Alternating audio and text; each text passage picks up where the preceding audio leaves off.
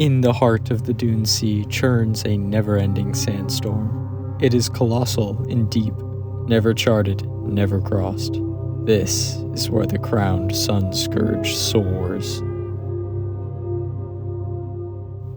Snapping the old Codex shut, tired eyes squint into the bleach-white expanse of sand that yawns ahead. Mirages dance in the distance. I came here with a large team of 12 other sandstorm expeditionaries, but now I'm alone. Dehydration took 4, desert hysteria 3, and the rest were devoured by a series of wailing bishop attacks.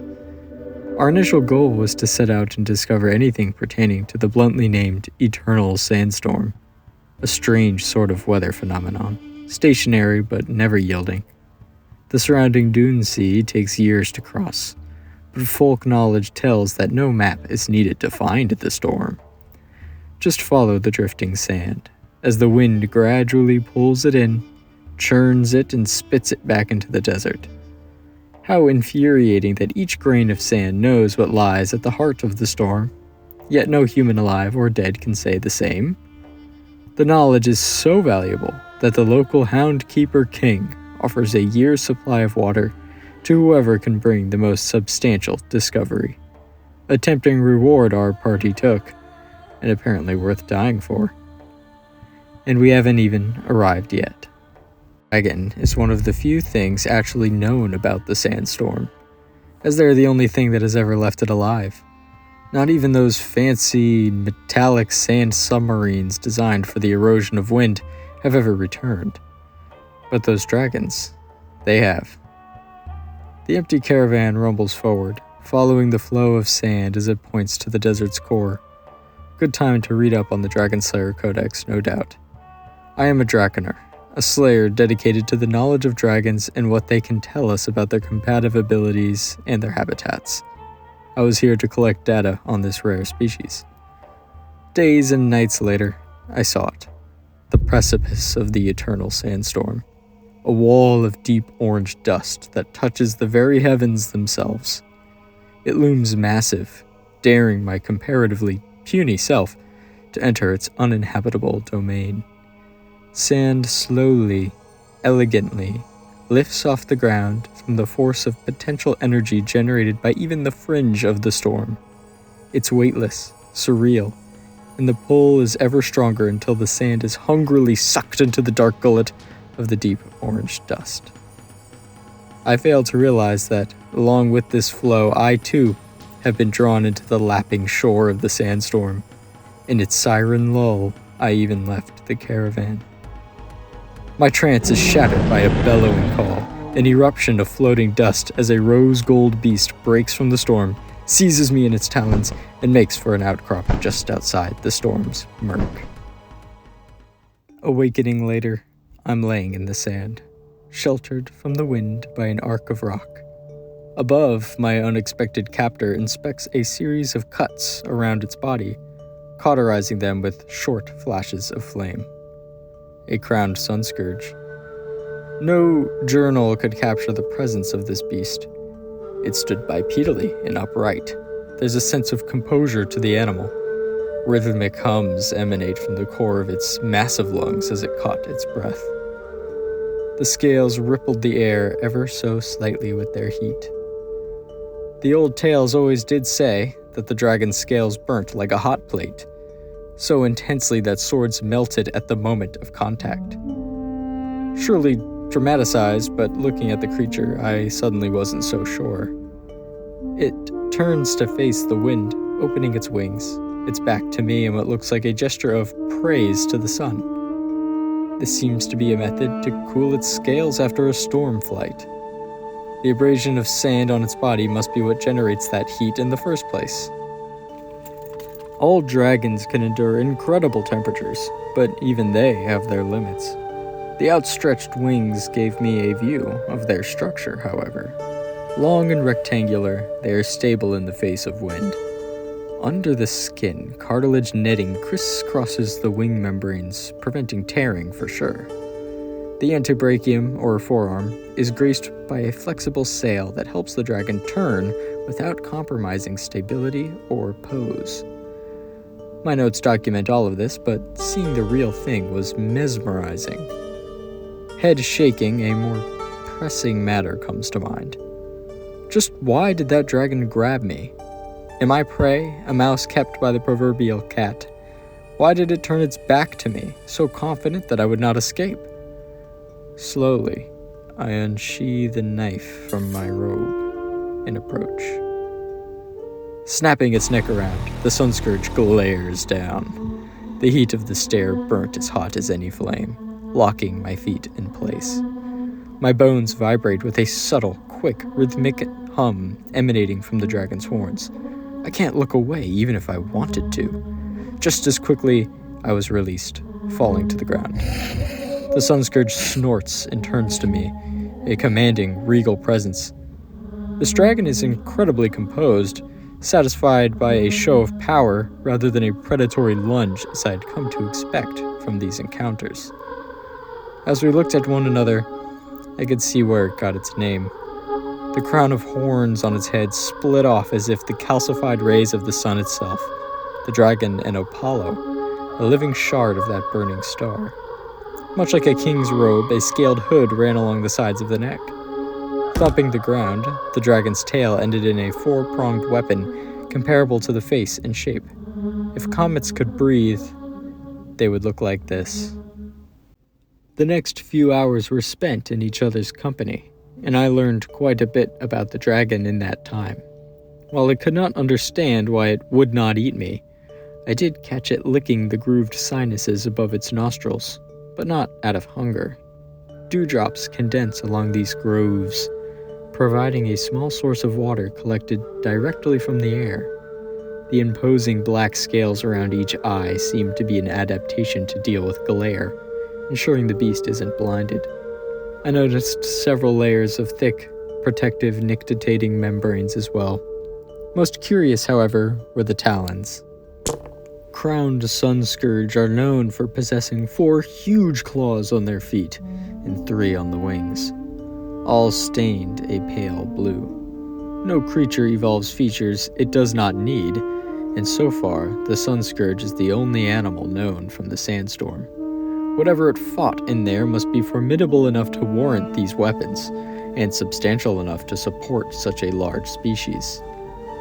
A small oasis puddled in the center of this sheltered nook, some sort of natural spring from underground. Nearby, higher up, was the smoldering pit of what appears to be a nest. Ah, this must be why the great golden beast brought me here. Food for the chicks. From a distance, I could see the gleam of a shell, a truly remarkable thing. Like a polished gemstone, it caught light, bending it into prismatic color shards under the surface. Next to the shining egg, a small dragon whelp chirped. It peered down towards me and I up to it. The creature paled in comparison to its parent, being a mottled brown splattered with green scales. It blended in quite nicely with the desert bushes it stood beside. The horns were nubbed, and the wings sat a little too large beside. The way it clung near the nest suggests an atricial start to life. This baby was dependent on its parents, either mother or father, to care for it until it fledged and was strong enough to fly. The little dragon's head snapped to the right as it heard foreign, lumbering footfalls. The father was gone. Panting, breathing around the entrance to this little outcrop was a hulking beast, with tusks pouring out of its maw, cracked, armored skin, beady, sunken eyes, and tufts of hair peeking from underneath its body. Its massive head swung side to side as it approached, salivating. It eyed the small oasis feverishly. This was a hellmouth, a large relative to armadillos, and one of the few creatures that brave the dune sea. They feed on young dragons, dune moles, and lost travelers. It seemed unwell, stumbling towards the water. I've heard tales of Sunscourge enacting their fiery wrath on all oases in an area except the one by its nest, ensuring it is the only one. The hellmouth, parched, was a moment away from the spring, before engulfing in flame, a spiraling torrent of fire led to the open maw of the father Sunscourge, who must have sensed the beast coming and hid. This fire is second in heat only to the Hellbasker, and as the dragon condenses this spiral into a concentrated blowtorch-like state, the beast burned. This burning peeled my skin even from a distance. It seemed that the dragons snuff out oases to force animals to drink at their nests or die of thirst. Either way, the Sunscourge and its young feed. And quickly I realized that I was not, in fact, brought here for food. So why? Days pass, and the great beast stands towards the wind, wings half spread. It is time to return to the storm, to face its secrets, all of which I'll never know. Treading sand, I stand beside him. The heat of his scales warms my nearest side. My unexpected host was a gracious one. I did my best to stay out of his way. Misty-eyed, I bow a respectful, deep sort of bow. The air rumbles, sound resonating from the multi-chambered airways within the dragon's horns as it responds to this gesture of respect, lowering and raising its own crowned head. Its wings lift and pushes into the sky. Like the minuscule sand grains drifting by my feet, this large dragon seemed to float on towards the wall of eternal dust. A moment of quiet. Maybe the dragon took me in because it is an honorable beast, or lonely, or because it was the right thing to do. I'll never know for sure, but such uncertainty I've come to expect when dealing with the mighty Crowned Sunscourge.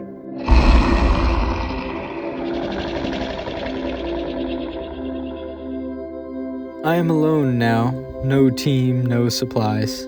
I had lived what is perhaps the most incredible encounter there is to live, and this log holds information new to Draconar knowledge.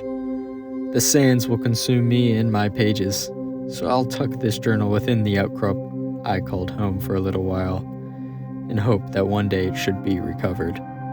For now, though, the storm calls. I know not what waits within, but The writing ends there. This entry was later recovered by a passing expedition a whole 2 years after its original date, and the fate of the original writer is unknown. What they did bring, though, is a spotlight into one of the most rare and elusive dragon species ever known. It is found only in the eternal sandstorm, and in inhospitable conditions. Such a close encounter is near unheard of, and determining whether it is an honest account or a dramatized tale from a desert-crazed individual is still being investigated. Allow me a moment to acknowledge that writing of any kind, dramatized or honest, can be bolstered by today's sponsor, Skillshare. I am pleased once again to work with them to promote a season of building brain muscle on the largest online learning platform. Lean into creativity as practice and give it dedicated attention with specialized learning paths, or simply peruse for that perfect skill to add to your daily life. Skillshare has been wonderful in my own pursuit of creative writing, video editing, ZBrush, what have you, and I've found them to be an invaluable skill, a skill that I would love to share with you. As such, Skillshare has been generous enough to renew their offer.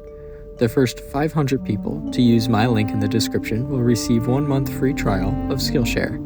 Get started today. Thank you, Skillshare. Now, let's get back to the video. For this particular video, I leaned heavily into the narrative approach I've been experimenting with lately, so please let me know what you think. I've been enjoying writing these sort of short stories, and what better topic than the grandiose Crowned Sunscourge. This dragon is a star given flesh, designed as a true embodiment of both celestial heat and the mystery of faraway places. It is a noble dragon, ferocious in a fight but will not instigate one. It saves its energy for whatever battles it performs deep within the shroud of the eternal sandstorm. The people here ache for what seems to be forbidden knowledge and will never know, despite their efforts. Thank you so much to my patrons for supporting the channel and making this possible. I am able to juggle both this, my book work, and university thanks to you. An extra thanks to my top patrons listed here. See you in the next video. Until next time.